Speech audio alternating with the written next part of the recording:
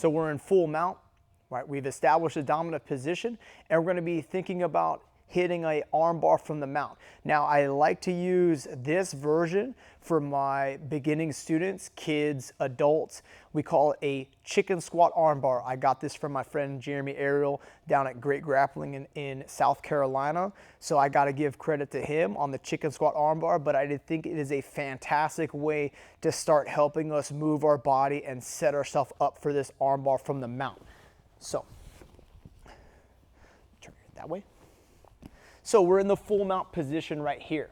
Now, we're not going to cover mount maintenance or the control of the position. We're just going to kind of fast forward to that arm bar. So if I want to start drawing these hands out, the important thing is I need to start putting pressure on the head, right? So if my hands are on the mat and my chest is up, my opponent has no reason to expose their arms. We're going to use some pressure of this position to do what's called cooking your opponent, right? Making them get claustrophobic. He puts his hands on my chest. He says, get away from me. He pushes me all the way up. So right here, I'm applying just enough weight onto his hands that he is having to support him. So he's got strong arms right here, but if he removes those frames, remove the frames, see how I'm not falling over.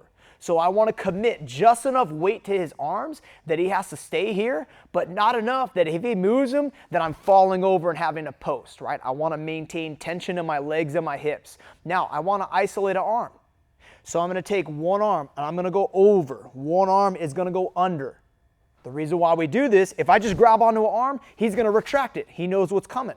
So as the hands are drawn up, I keep them there with that pressure. One over, one under. What this is going to do, allow me to shift my weight to my hands. So instead of my knees being heavy, my hands get heavy. That's going to allow me to pop up to my feet. And as I do that, I'm bringing my hips close to his legs. Now I'm going to turn my knees. Watch how my knee closest to the head is going to go down to the mat. My leg is going to now slide underneath that shoulder, and I want to have that good pinch. I have a pinch between my knee and my heel right here. Now, the way I'm going to grab onto the arm, once again, we're not just grabbing with our wrist. We want to be reaching all the way through. I like to make sure that I keep my elbow on the wrist. You can grab your own lapel or just have your hand on your chest like you're saying the Pledge of Allegiance. I roll them over to their side. The reason why I like to roll is if he starts to try and bend his arm, I have connection between my chest, connection between my hips. So as I roll him, I post my hand on the mat, and you see how I can extend my hips forward and bring my chest up to help isolate. And there's a lot of weight on my partner right here, so I'm just going to sit here and let him cook for a while. There's no rush. When I want to, we pass the leg over, pinching the knees. I could finish right here if I needed to. Or we control the legs and we sit down. Notice how when we sit down, I'm always prioritizing sitting close to the legs. I have my knees pinched and I'm pulling my heels in nice and tight. This is going to help me take the slack out of the arm. It's very important. So my knees are pinched. As I lay back, I'm sliding down that lever. Notice how I'm not immediately going for the wrist. I'm keeping my elbows tight. Legs are tight, pinching. As I fall back, that's going to help me with that arm bar. Now it's important, right? My feet need to be connected to the mat. That's going to help activate my hamstrings, which makes it very difficult for them to sit up. If he starts to sit up into me to stack, sit up, right? I need to activate those legs and staple him back down to the mat.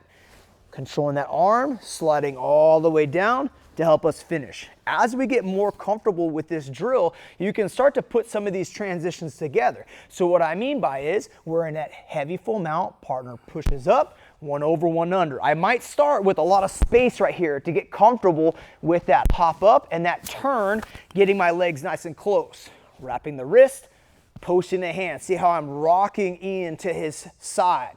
Stepping over, sitting back, and finishing.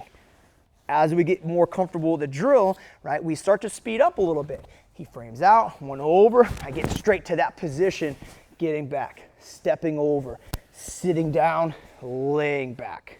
One more time. Chest is heavy.